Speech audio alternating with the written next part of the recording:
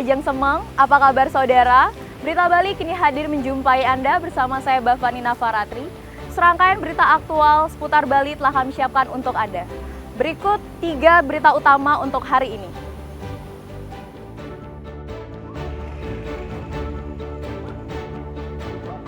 Wilayah Kuta Selatan kini masuk zona merah penyebaran rabies di Badung.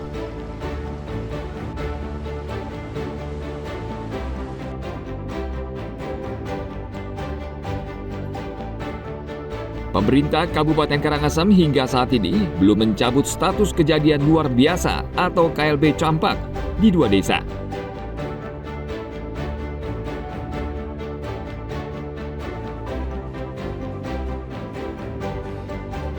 Polisi tangkap pengoplos LPG di Karangasem yang raih untung 100 juta rupiah sebulan.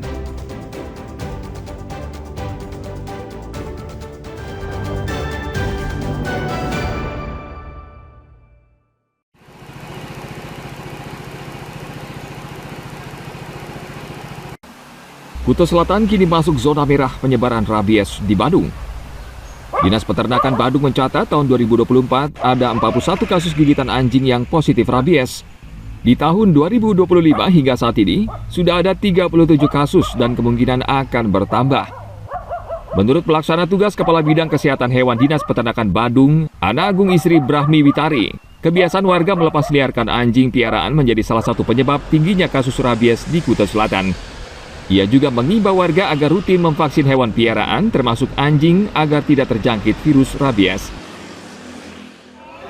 Sampai tahun lalu 41 kasus, saat ini kan Kabupaten Badung 37. Mudah-mudahan tidak ada bertambah lagi nggih, biar kita inginnya kita bebas rabiesnya ya. Kasus itu menimbulkan korban atau tidak? Sempat ada yang meninggal? Tidak kasus gigitan karena kita kan ininya hewannya ya, kita jadi itu positif di hewan rabies. Zona merah itu masih ada di Kuta Selatan Bapak, di sana. Jadi tetap kalau ada kasus itu kita tetap kembali melakukan tracing ke daerah kasus tersebut untuk Kuta Selatan. Saat ini masih ada 12 desa yang belum tercakup vaksin rabies dari 62 desa di Badung. Untuk itu, Dinas Pertanian Badung mengerahkan 20 tim vaksinator ke sejumlah banjar untuk melakukan vaksinasi dari rumah ke rumah. Saat ini populasi anjing di wilayah Badung berjumlah 95.000 ekor dan 80% diantaranya sudah tervaksin. Tim Liputan melaporkan dari Badung.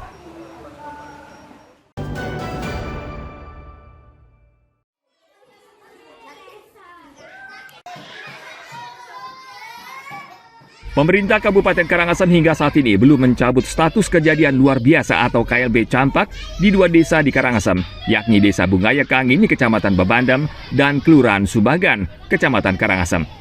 Pasalnya di kedua wilayah ini setiap hari masih ditemukan anak yang terserang penyakit campak.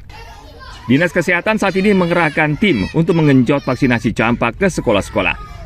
Dinas Kesehatan mengerahkan seluruh vaksinator ke sejumlah sekolah dasar di Karangasem, terutama sekolah yang berada di wilayah KLB campak, dan di daerah lain seperti Kelurahan Padangkerte dan Desa Seraya. Saat ini capaian vaksinasi campak untuk anak-anak dengan rentang usia 5 hingga 11 tahun sudah mencapai 63%. Kasus campak memang kita Kabupaten Karangasem adalah satu dari 9 kabupaten kota yang masuk dalam data Kementerian Kesehatan KLB campak. Nah, ini tentu kenapa terjadi begitu karena memang capaian imunisasi campak kita masih rendah. Jadi sekitar 68%. Nah, besok kita akan laksanakan vaksinasi juga di seluruh yang tersasaran. Kemudian juga nanti tanggal 1 Oktober kami akan mengadakan sosialisasi terkait dengan KLB campak ini, mencegahnya tentu dengan ORI namanya. Jadi outbreak respon imunisasi. Jadi tidak memandang status imunisasinya, kita laksanakan vaksinasi campak ini kepada anak kelompok 0 sampai 9 tahun secara serentak. Ini untuk menciptakan kekebalan komunitas pada seluruh anak-anak yang ada di sekitarnya, terutama di daerah yang KLB, yaitu di 2 desa, yaitu Desa Bungaya Kangin dan di lingkungan Subagan. Dinas Kesehatan Karangasem mencatat selama 2 bulan terakhir ini, tercatat ada 150 lebih anak dari sejumlah desa di Karangasem yang terserang campak. Gejalanya demam tinggi, muncul ruam dan bintik merah pada bagian kulit.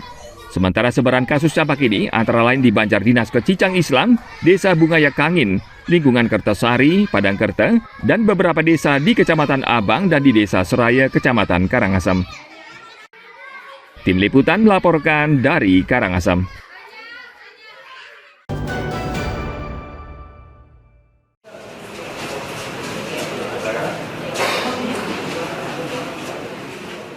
Wanita pemilik toko di Karangasem akhirnya berurusan dengan Direktorat Reserse Kriminal Khusus Polda Bali. Ia ditangkap karena berbisnis haram mengoplos gas LPG. Polisi menangkapnya setelah terjadi kelangkaan gas LPG bersubsidi di Karangasem selama beberapa hari terakhir.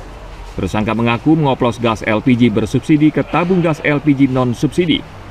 Ia memerintahkan karyawannya mengambil gas LPG 3 kg bersubsidi sebanyak 70 tabung dari pangkalan di Bungaya, Babandem. Ia membeli gas LPG tersebut dengan harga Rp20.000 per tabung, lalu mengoplosnya ke dalam tabung gas non-subsidi ukuran 12 dan 50 kg. Gas hasil oplosan ia jual ke warung dengan harga Rp180 hingga Rp700.000 per tabung sesuai ukuran. Alhasil tersangka bisa meraup untung antara 50 juta hingga 100 juta rupiah per bulan. Total tabung seluruhnya sebanyak 261 tabung yang kita amankan, dan keuntungan rata-rata yang didapatkan oleh pelaku ya dari hasil pemeriksaannya adalah setiap tabung itu untuk tabung 12 kilo pelaku mendapatkan keuntungan sebanyak kurang lebih Rp60.000. Kemudian untuk yang ukuran 50 kilo untuk yang 50 kilo keuntungan kurang lebih Rp800.000. Itu memang menyasar villa dari mana kan? Memang menyasar villa. Ya, untuk sementara ini pengakuan daripada pelaku ya, untuk tabung yang 50 kilo itu konsumennya adalah di villa-villa ya. Tapi itu di wilayah mana? Wilayah mana? Untuk di wilayah Denpasar. Itu tabung subsidi dikumpulkan dari mana yang tabung subsidi? Tabung-tabung subsidi ini dikumpulkan dari pangkalan-pangkalan yang ada. Puluhan tabung gas LPG bersubsidi dan non-subsidi, 1 unit mobil bersama alat pengoplos disita petugas sebagai barang bukti. Tersangka wanita pemilik toko terancam hukuman 6 tahun penjara. Bisnis mengoplos gas LPG bersubsidi marak terjadi karena pelaku tergiur keuntungan yang besar. Tim Liputan melaporkan dari Denpasar.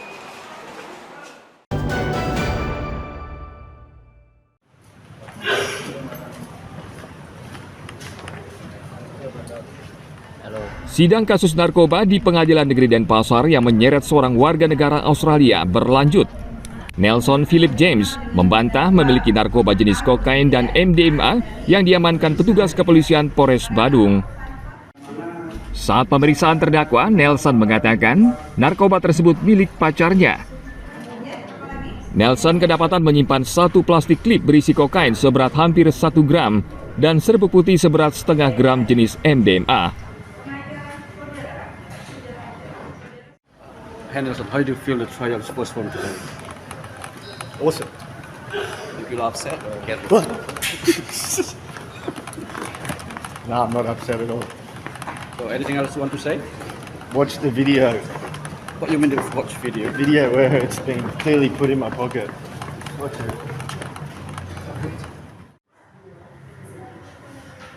Nelson ditangkap polisi pada bulan Juni lalu di Jalan Prerenan Tanah Lot, Kecamatan Mengwi, Badung.